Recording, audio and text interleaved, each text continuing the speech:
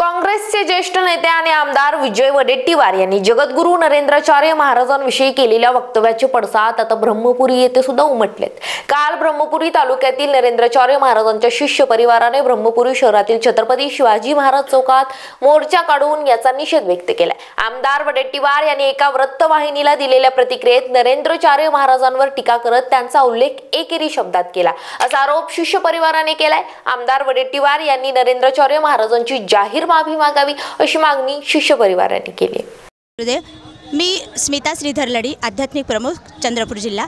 तर वडेट्टीवार साहेबांनी आमच्या जगद्गुरू नरेंद्राचार्य महाराजांना एकेरी शब्दामध्ये संबोधलं आणि त्यांनी साधू संतांचा अपमान केलेला आहे आणि जगद्गुरू नरेंद्राचार्य महाराज आमचे दैवत असल्यामुळे आमचं मन खूप दुखावलेले आहे। त्यामुळे आम्ही आज ब्रह्मपुरी तालुक्यामध्ये हा निषेध मोर्चा काढलेला आहे। तरी त्यांनी जाहीर माफी मागावी स्वामीजींची, ही आमची सगळ्यांची इच्छा आहे आणि त्यांनी माफी मागावीच, कारण जर त्यांनी माफी मागितली नाही तर त्याचे पडसाद हे खूप मोठ्या प्रमाणात उमटतील, याची त्यांनी दक्षता घ्यावी।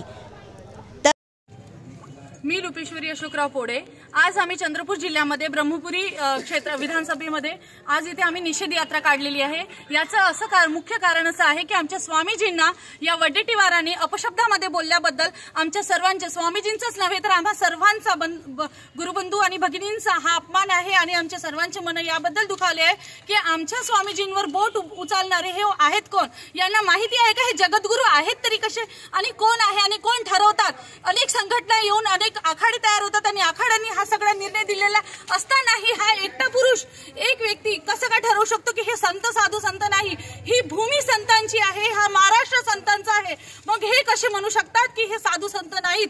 यांनी हे सिद्ध करावं की साधू संत कसे आहेत आणि काय नाही।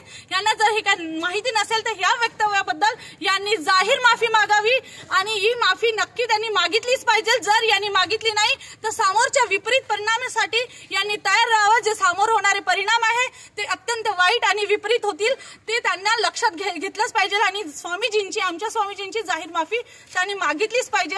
आज आम्ही इथे जाहीर निषेध यात्रा सभा याच्यासाठी काढली आहे, कारण आम्ही सर्व बांधवांनी एकत्र येऊन स्वामीजींसाठी हा अट्टहास धरला आहे की स्वामीजींचा हा अपमान आम्ही सहन करणार नाही। कारण या वडेट्टीवारांच्या एका आवाजावर जर एक दोन व्यक्ती जरी यांच्यासाठी तयार होत असेल तर आमच्या स्वामीजींच्या एका आवाजावर हजारो नाही तर लाखोंमध्ये रक्तदान शिबिर चालतं, हजारो नाही तर लाखोंमध्ये आम्ही आमच्या अँब्युलन्स सेवा चालतात। यांना काय माहिती आहे की स्वामीजींचं कार्य काय, स्वामीजी काय करतात? यांनी एकदा थोडं 4 पुस्तके वाचून बघावे आणि नरेंद्राचार्य महाराजांचा इतिहास थोडा तपासून बघावा आणि बघावा की त्यांचं समाजकार्य कुठे आहे आणि कुठपर्यंत गेलं आहे। अवघ्या भारतभरामध्ये त्यांचं समाजकार्य चालतं। बांगलादेशात सुद्धा त्यांनी हस्तक्षेप करून हिंदूंना त्यांचा अधिकार प्राप्त करून दिला। छत्तीसगड मधल्या बेगर हिंदूंना त्यांनी स्वधर्मामध्ये धर्मसात करून स्वकीयांना त्यांनी परत मिळवलंय। माझं एवढंच बोलून मी थांबते आणि स्वामीजींना नमन करते। बाबूराव उरकुडे, मी जगद्गुरू नरेंद्राचार्य महाराज पूर्व विदर्भ पीठ नागपूर संस्थानामध्ये पीठ सदस्य आहो।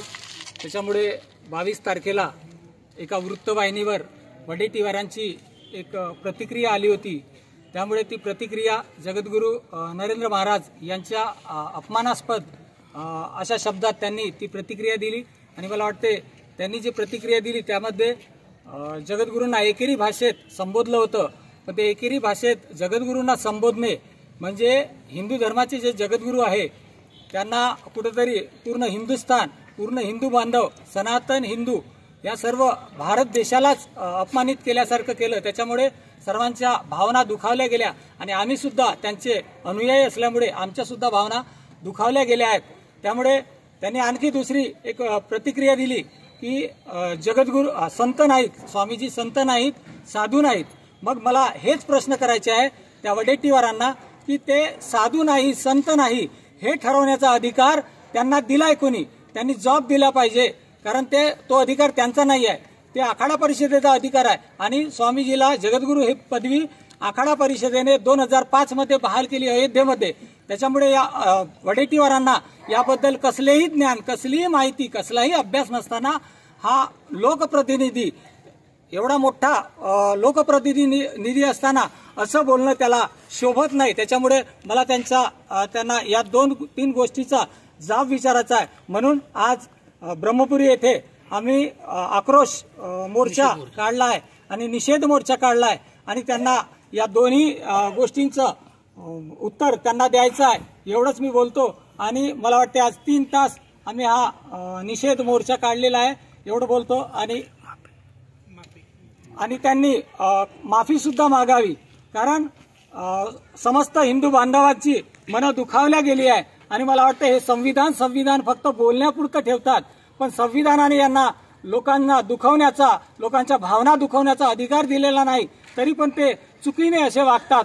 म्हणून त्यांनी समस्त हिंदू बांधवांची जो अपमान झाला आहे त्याच्यामुळे त्यांनी जगद्गुरू नरेंद्राचार्य महाराजांना खुल्यामध्ये माफी मागावी. अन्यथा त्यांनी जाहीर माफी जर नाही मागितली तर पुढे आमचा अधिकार आहे, ज्या येणाऱ्या निवडणुका आहे त्यामध्ये त्यांना पराजय केल्याशिवाय सोडणार नाही, एवढी ताकद आमच्या बांधवांमध्ये आहे. जगद्गुरू नरेंद्राचार्य महाराज की जय. जगद्गुरू नरेंद्राचार्य महाराज की जय. वडेट्टीवारांचा निषेध असो, वडेट्टीवारांचा निषेध असो. वडेट्टीवारांनी माफी मागितलीच पाहिजे, वडेट्टीवारांनी माफी मागितलीच पाहिजे. विनोद दोनाडकर, स्टार महाराष्ट्र न्यूज, ब्रह्मपुरी.